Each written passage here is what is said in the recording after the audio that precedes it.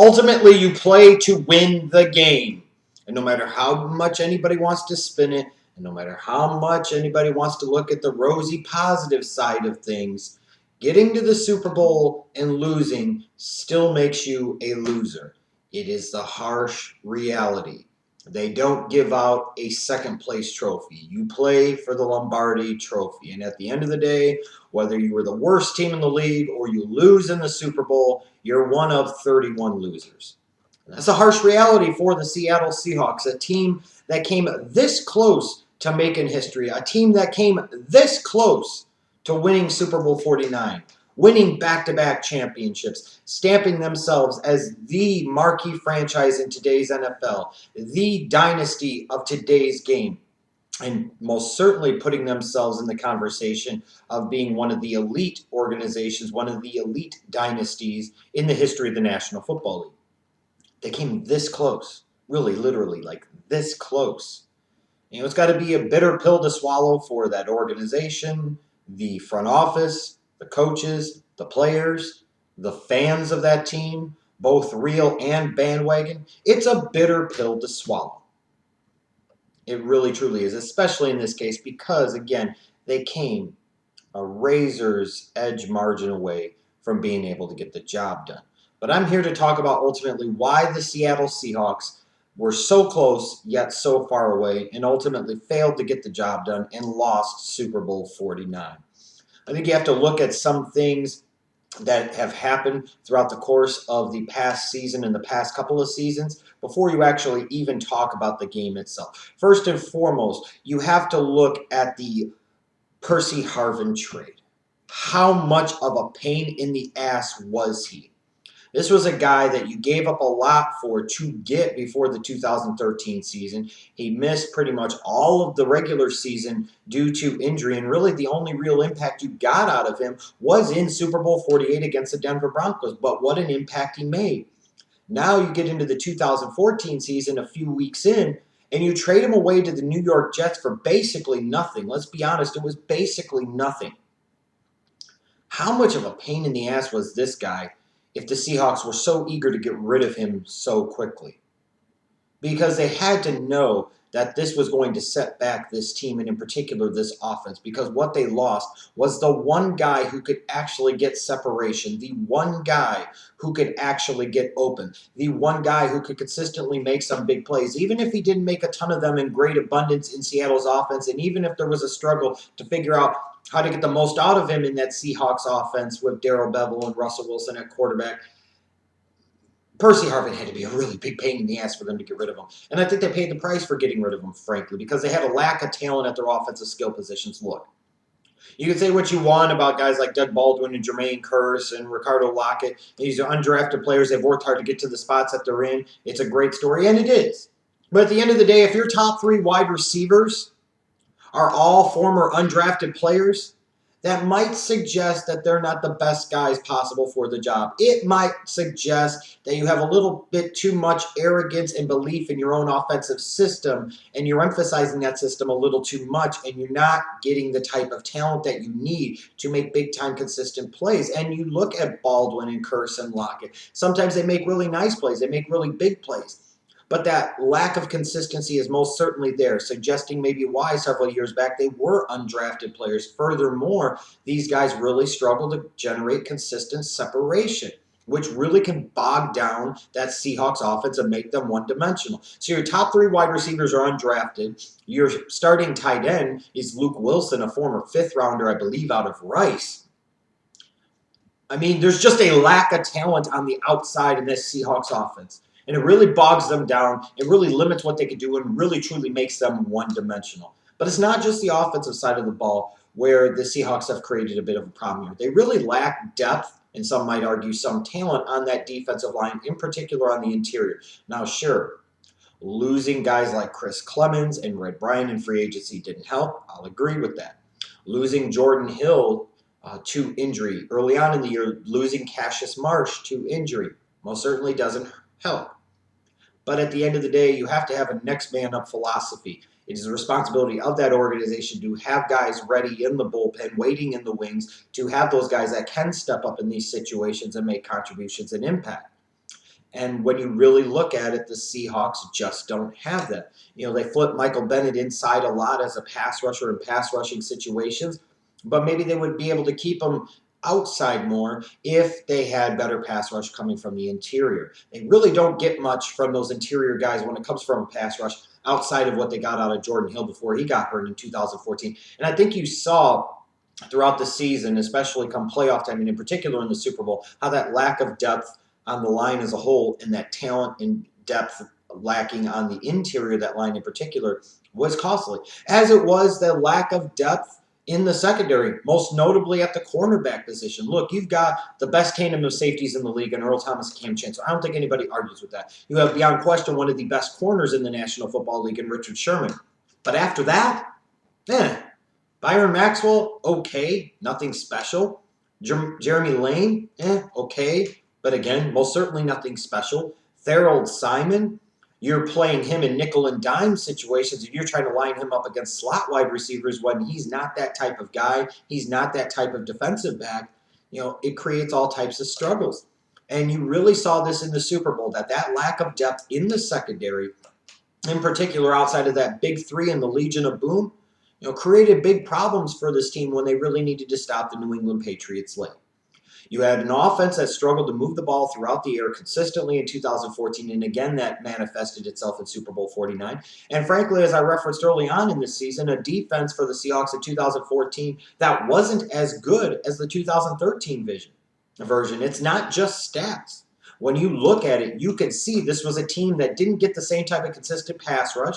This was a team that wasn't quite as stout against the run, even though they were still a very difficult team to run the ball against. And this was a team that you could throw the ball on some if you could protect your quarterback, and you had guys in particular in the slot that could create some matchup problems.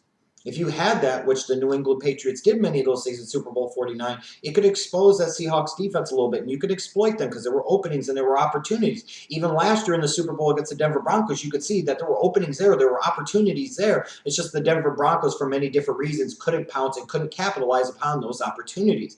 And now we get to actually the game itself, Super Bowl 49, and what went wrong for the Seattle Seahawks. You look at it, the funny thing is, there were a lot of things that went well for this team. Even though they were down early and the Patriots were dominating, I feel, in the first quarter, the Seahawks responded, and then right before halftime, they score that huge touchdown, tie it up. They come out and put 10 unanswered points on the board. They go up 24-14, and you're thinking to yourself, man, this team is going to run away with this. This team is going to blow out the New England Patriots in the second half. They had a lot of things going for them.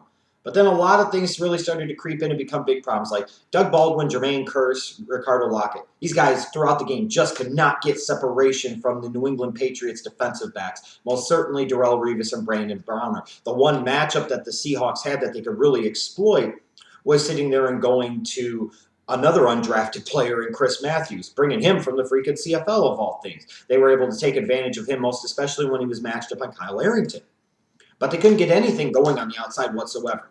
They had Baldwin and Kearse complete non-factors. Luke Willson, complete non-factors. So they got nothing out of tight end. And for most intents and purposes, minus the one spectacular catch by Jermaine Kearse, they got nothing out of their top two wide receivers on the outside.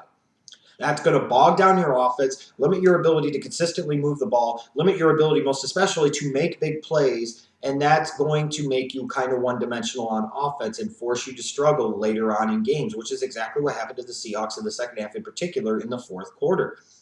The failure to get a TD on that first drive of the third quarter was huge. Instead of getting 7 points, they got 3. We could talk about what happened at the end of the game, but imagine how much differently things would have went, where when you get that big play to Chris Matthews, you're in the red zone, and instead of coming away with 7, right after you scored 7, before the half, now your first drive in the second half, you could score 7 again. I mean, that might have buried the Patriots. That might have put a wrap on it. But instead, you get 3 instead of 7. You allow the Patriots to hang in the game, and you end up losing the game by 4 points. That 4 points right there made a huge difference. And then as the game went along defensively, they were getting less and less pressure on Tom Brady. They didn't sack him a ton. They only sacked him once. But sacks are only one part of the bigger piece of creating pressure. And there's no doubt earlier in the game that, to me, Michael Bennett was dominating the game, even though he wasn't getting home very much. He was imposing his will. He was getting all types of pressure in Brady's face, forcing him to make some bad throws, forcing him to disrupt his timing. They were doing a lot of good things. But as the game went along, that lack of depth and talent on the defensive line, especially inside, and their inconsistencies in being able to generate pressure as the game wore on, I think really caught up to the Seahawks and allowed the Patriots to stay in the game and make some big plays in the fourth quarter when they needed them the most, especially because of the fact that the Seahawks, again, as I mentioned, with that lack of depth in the secondary, especially at the cornerback position, they just couldn't contain Edelman and Amendola and that Patriots short passing game for 60 minutes. You had Jeremy Lane pick off Brady early on in the game, and that was a huge critical play there. Such a horrible, terrible decision and throw by Tom Brady. But then Lane horribly injures his arm, and he's out of action. And now you're trying to match up Harold Simon, a big, type of Byron Maxwell type of corner, inside against quicker twitch athletes like Edelman and Amendola, and you just struggle. You can't defend them that well. And then their inability to really effectively match up with Gronk, who made some big plays at some big times, whether you put a linebacker on him or Chancellor on him, it really didn't matter. They just couldn't match up very well with Gronk, which is something we saw with their inability to match up with tight ends at times throughout the 2014 season. But again, when we look at this Seahawks team, lots of credit again to the New England Patriots. They won the game. And in a lot of ways as well, the Seahawks lost this game. They didn't score a point in the last, quarter of this game. That's huge. To not score a single point in the fourth quarter. That's absolutely huge. You're up double digits. You've got the Patriots by the tits, so to speak, and you can't put them through the ringer. And they really struggled in the second half, in particular in the fourth quarter, to move the ball when they needed to get some first downs, when they needed to run that clock, when they needed to stop that Patriots momentum snowball that was building and rolling downhill. They failed to really get anything going on offense until that last drive in the 2-minute drill, if you will. And then you have to come to what is easily the worst play call in the history of the Super Bowl, and in my opinion, the worst play call I've seen in the history of sports. I did a video about this. It was featured, nice part of my segment was featured on CNN, where I'm talking about that. This is the most ludicrous, ridiculous, horrendous call that I have ever seen. And to me, this is like taking the Chicago Bulls of the 90s. You've got Michael Jordan, and instead what you do, you have Scottie Pippen set up Randy Brown for the last shot in Game 7 of the NBA Finals. You just don't do that.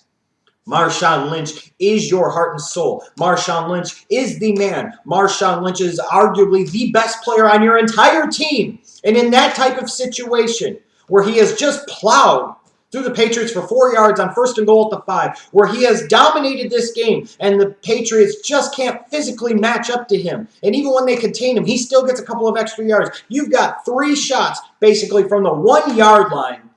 You could run down the clock, and you can score that touchdown. You have to put the ball in the hands of your best player. And your best player on offense is not Russell Wilson. That alone is what makes this the ridiculous play call that it was. In that situation, you go with the guy that got you to the dance. In that situation, you trust your best player. And the Seahawks failed to do that. And they paid the price. What is even more ridiculous about this is knowing there's a history of Bill Belichick allowing a team to score a touchdown in that situation. What really makes that 2nd and 1 play call, or that 2nd and goal play call from the 1 so atrocious, is that you didn't even test to see if the Patriots were just going to let you score. There's always this rule when it comes to the passing game, is that 3 things can happen and 2 of them aren't good. You could either complete the pass, or you can throw an incompletion, and or throw an interception. So in this case, you could run the ball, you could get stuffed, but you could also score a touchdown here. And you might have scored that touchdown easily because the Patriots might have fucking given it to you. But instead, they call this ridiculous slant that Russell Wilson has to be smart enough to see what's coming. And of all people, they're throwing the ball to Ricardo Lockett in that situation. It's that arrogance of the system and not getting better talent outside. It's that lack of depth on the defensive line. It's that lack of depth in the secondary. It's the fact that that defense wasn't as good in 2014 as it was in 2013. It's the fact that this offense really struggled to move the ball in the fourth quarter. It's the fact that you had this ridiculously horrible 2nd and 1 play call or 2nd and goal play call from the 1 freaking yard line when you got beast mode in the backfield. knowing there's a possibility the Patriots might let you score. That, among other reasons, is why the Seattle Seahawks were close and yet so far away and ultimately failed to repeat and ultimately are just losers like 30 other teams in the league, and they lost Super Bowl 49.